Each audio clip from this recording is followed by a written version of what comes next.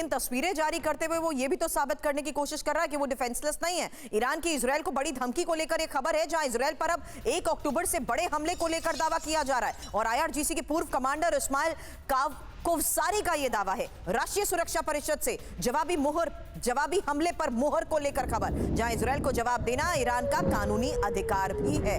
तो अपने अस्तित्व के तहत अगर ईरान सीधे तौर पर इजराइल पर हमले के लिए पूरी तरीके से तैयार हो चुका है, तो सवाल एक्सपर्ट से यही किया जा रहा है कि ईरान की विनाशक तैयारी है क्या और अरब में क्या ये बारूदी चिंगारी होगी। इंफॉर्मेशन वॉल पर डिटेल आपके सामने। पहले दावा, क्योंकि ईरान जवाबी हमलों की तैयारी को लेकर बड़े दावे कर रहा है। हमलों में ईरान समर्थक प्रॉक्सीज जिस तरीके से शामिल होंगे उसको लेकर भी बड़े दावे किए जा रहे हैं। इंपॉर्टेंट इसमें यह है कि संकेत साफ तौर पर इसके जरिए यह सामने आ रहा है कि ईरानी सर्वोच्च राष्ट्रीय सुरक्षा परिषद का एक बड़ा फैसला हो चुका है। इजराइल को निर्णायक जवाब देने की तैयारी पूरी है और IRGC के पूर्व कमांडर जिस तरीके से इस्माइल कोवसारी की तरफ से इसको लेकर दावा किया जा रहा है, तो सवाल यह कि अगर हमला होगा तो कैसे हमला होगा। 1 अक्टूबर से भी बड़े हमले की आशंका यहां पर जताई जा रही है। हालांकि सिवात सर, बड़े हमले की तैयारी को देखते हुए यह भी तो समझना बहुत जरूरी है कि आखिर इजराइल अचानक से अगर हमले को अंजाम देता है, आप ही ने थोड़ी देर पहले अमेरिकी चुनाव को देखते हुए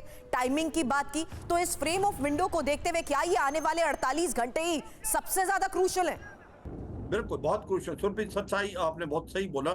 ये सच्चाई ईरान ने मन बना लिया है, वो बदला लेगा और बदला कब लेगा ये जल्दी लिया जा सकता है। और ये भी सच्चाई है, अगर ईरान डायरेक्टली इन्वॉल्व होगा इजराइल के ऊपर तो इजराइल पलटवार करेगा और इस बार जो इजराइल पलटवार करेगा वो बहुत घातक होगा। वो हो सकता है न्यूक्लियर फैसिलिटी और ऑयल जो उसकी फैसिलिटी उन पे भी हो।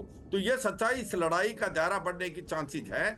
इसीलिए अमेरिका ने अभी, अगर आप देखें, B2 बॉम्बर हैं, उनकी भी एक प्रकार से डिप्लॉयमेंट की है मिडिल ईस्ट में। इसके साथ साथ उसने जो टमनी हाईट्यूड डिफेंस सिस्टम भेजा है, उसके बाद पेट्रोल मिसाइल सिस्टम भेजा है। तो कहीं अमेरिका को भी लगता है कि ईरान जो है ये हमला 5 नवंबर से पहले कर सकता है और ये अपनी प्रॉक्सियों से ज्यादा मुझे लगता है कराने की कोशिश करेगा।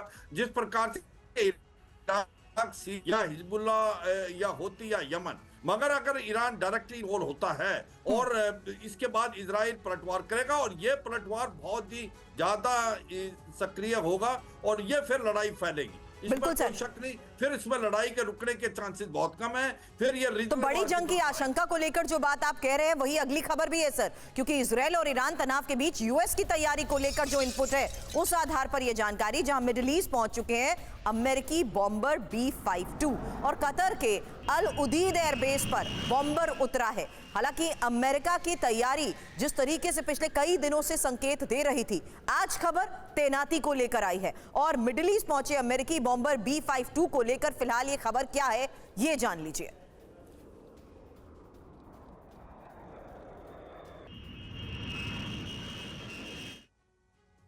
तो खबर है मिडिल ईस्ट में अमेरिकी B-52 बॉम्बर की तैनाती को लेकर। कहां पर तैनाती हो रही है? कतर के अल उदीद एयर बेस पर बॉम्बर उतरा है। वजह क्या है?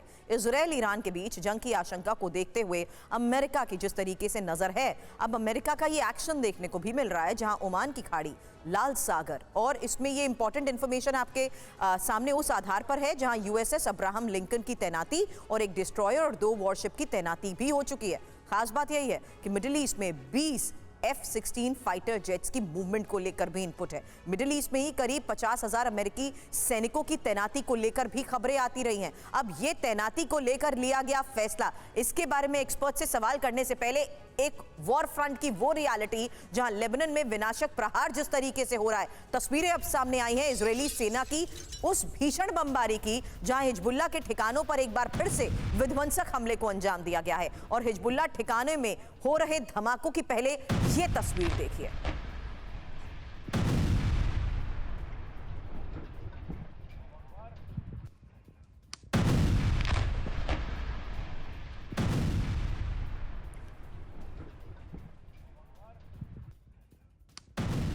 तो लेबनान में जारी इन हमलों के बीच एक और ये तस्वीर सामने आई, जहां इजरायली सेना ने हिजबुल्ला के ठिकानों पर एक और हमले को अंजाम दिया है और कैसे इसे उड़ा दिया गया।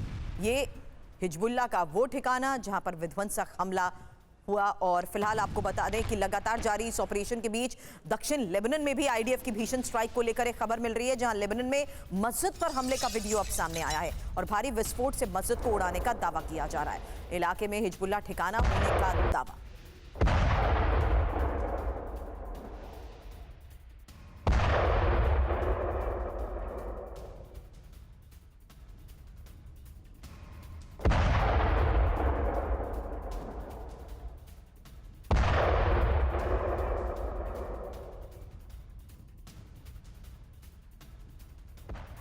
हिजबुल्लाह का तेल अवीव पर विध्वंसक हमला। तेल अवीव के पास गिलोत सैन्य बेस पर रॉकेट से अटैक को अंजाम दिया गया।